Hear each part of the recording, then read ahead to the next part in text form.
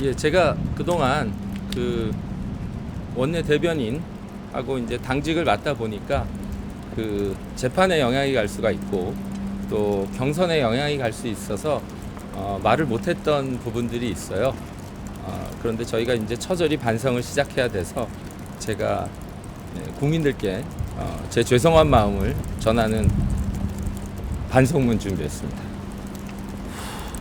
존경하는 국민 여러분께 12월 3일 이후 혼란스러웠던 지난 6개월간 충분한 반성과 사과를 전달드리지 못했습니다.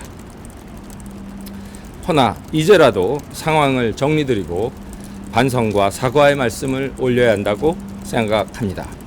대통령이 동원한 계엄은 명백히 잘못된 일입니다.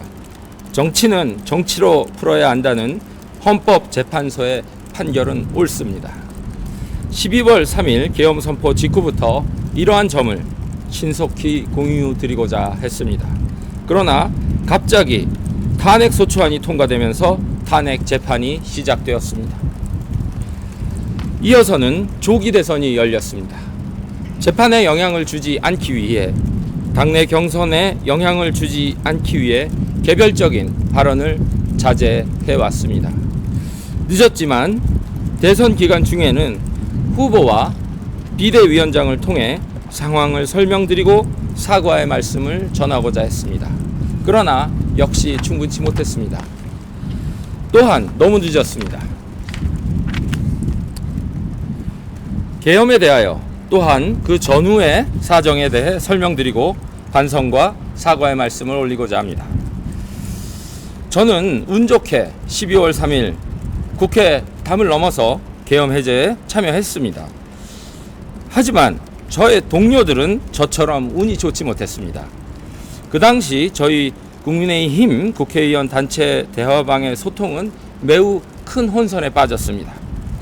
안타깝게도 많은 동료 의원들께서 본회의장에 도착하지 못하셨습니다. 그러나 12월 3일 아침에 열린 긴급 의총에서 우리 모두는 한 목소리로 계엄에 반대했고 대통령의 조기 하야가 불가피하다는 점을 모두 인식하고 논의했습니다. 이 점만은 진정 분명하다는 점을 설명 올립니다. 우리는 모두 질서 있는 하야를 지도해야 한다고 믿었습니다. 그게 국민들께 대한 저희의 책임이고 도리라고 믿었습니다. 그러나 탄핵 소추가 너무 빨리 통과되면서 상황이 걷잡을 수 없게 되었습니다. 탄핵 소추안 통과에 놀라신 국민들께서 거리로 직접 나오시게 되었습니다. 여기에 헌법 재판 과정에 다양한 절차적 파행이 겹쳐졌습니다. 국민들께 상황을 설명드릴 틈도 없이 광장의 민심은 탄핵 반대로만 응집되어 가셨습니다. 이러한 전개를 그저 바라볼 수밖에 없었던 안타까움을 이제서야 말씀드립니다. 깊이 죄송합니다. 저희 국민의힘은 탄핵을 일방적으로 반대하지는 않았습니다. 1차, 2차 탄핵안은 그 자체가 상당히 부실하고 문제가 많았습니다. 독소 조항이 많았습니다. 그래서 결국 탄핵 심판 과정에서 내란죄를 넣었다 빼었다 하는 커다란 혼란이 빚어졌습니다. 그래서 저희는 3차, 4차 탄핵안을 기다리면서 상황을 안정시키고자 했었습니다. 그런데 2차 탄핵안이 별다른 준비도 없이 통과되면서 상황은 통제불능에 빠져들었습니다. 불에 기름을 부은 격이 되었습니다. 헌법 절차의 과속은 불안을 유발했습니다. 탄핵 과정의 졸속은 파국을 가져왔습니다. 이러한 일이 벌어진 근저에는 당내 분열이라는 저희 당 내부의 내재적 결함이 있었습니다. 분열 속에 깜깜이 탄핵 소추를 열었고 혼란은 너무나 크게 증폭돼 버렸습니다. 더 나아가서 이 안타까운 당내 분열 속에서 탄핵 반대당과 계엄 옹호당이 아니냐는 낙인까지 저희 스스로 찍게 되었습니다. 그리고 이 낙인이 근본 대선 패배까지 여전히 작용했습니다. 졸속에 탄핵 소추를 열어버린 점, 그리고 스스로 탄핵 반대의 낙인을 찍어버린 점, 그래서 대선 패배로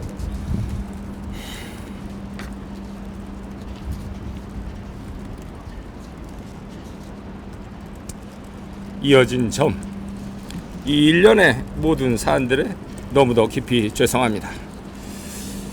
동시에 계엄 선포 전 전국 관리에 대해서도 사죄드립니다. 제가 등원한 22대 국회는 특검, 탄핵, 거부권 행사로 점철된 강대강 싸움판 국회였습니다. 갑자기 등원한 저로서는 무슨 일이 벌어진 것인지 파악조차 하기 어려울 정도의 혼란이었습니다.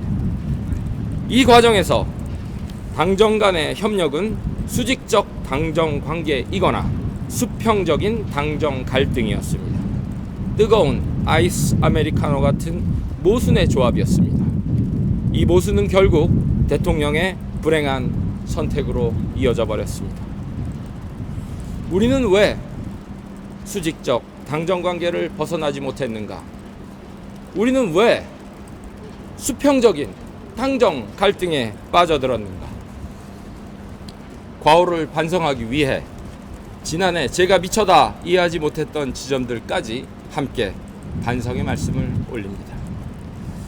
셋째, 다수의 국민들이 당시 이재명 대표의 재판이 신속히 지속되어야 한다고 생각하셨습니다. 이재명 대표의 재판은 윤석열 정부 초반에 신속히 이어졌어야 합니다. 사정 정국이 길어지면 그 어떤 정권이든 쇠락과 몰락의 길을 걷게 됩니다. 그러나 야당 대표에 대한 수사라는 이 엄중한 사안이 총선 때까지 늦어졌습니다. 결국 4.10 총선에서 저희는 참패했고 정치적 파국이 시작되었습니다. 저는 21대 국회에는 없었습니다. 그러나 다시는 이런 실수를 반복하지 않아야 한다는 차원에서 함께 반성을 드립니다. 저의 국회의원 생활이 이제 1년이 지났습니다. 시시각각 최선 다했습니다. 그러나 성찰하지 않을 수 없습니다. 선배 동료 의원들과 함께 최선 다했습니다.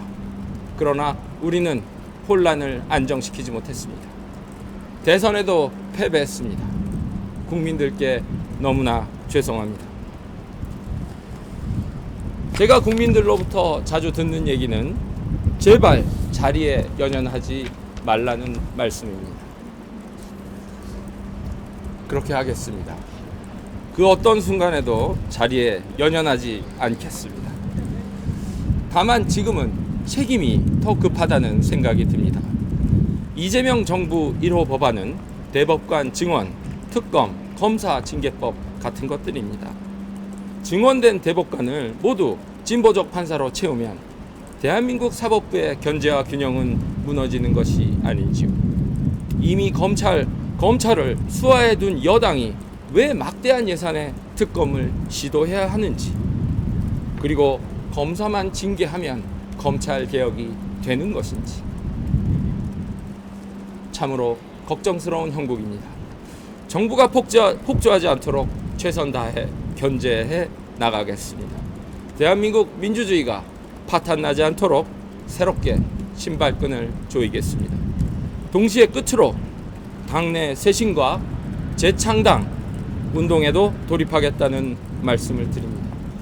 그래서 이 모든 사과와 반성을 시작하는 첫 움직임은 쇄신과 재창당 운동입니다. 보수우파 정당은 이제 새롭게 태어나야 합니다. 저의 작은 도전이 미랄이 되도록 하겠습니다.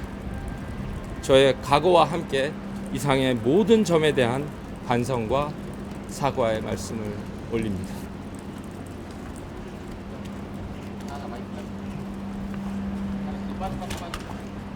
기자분들 뒤로 와주세요. 기자분들 살짝만 뒤로 와주실까요? 네.